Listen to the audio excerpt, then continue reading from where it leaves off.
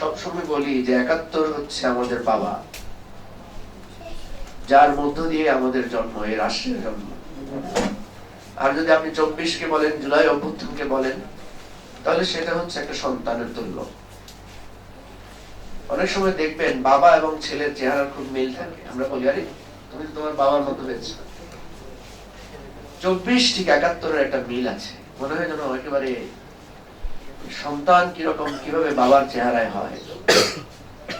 দেখেন, ৭১-ও একটা নির্বাচনকে কেন্দ্র করে, একটা নির্বাচনের ফলাফল বাতিল করা অধিকার ধরনের বৈষম্যের জায়গা থেকে ৭১-এর সৃষ্টি হয়েছে।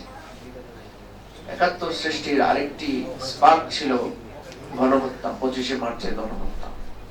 ঠিক ২৪-এও আপনি দেখবেন তিনটি নির্বাচন, বিশেষ করে ২৪-এর নির্বাচন আমাদেরকে যেভাবে বঞ্চিত করা হয়েছে, প্রহসন করা হয়েছে, এবং তার প্রেক্ষিতে দীর্ঘ আন্দোলন সংগ্রাম, বঞ্চনা, বৈষম্য, কোটা সংস্কার, নিরাপদ সড়কের আন্দোলনের এই তিল তিল করে সেই ৫২, ৬২, ৬৯-এর মতো তিল তিল করে এসে যেখানে একটা গণহত্যা হয়েছে, সেই গণহত্যার প্রেক্ষিতে একটা গণবিস্ফোরণ, গণঅভ্যুত্থান হয়েছে। সুতরাং ৭১ এবং ২৪ পিতা এবং সন্তানের সম্পর্ক।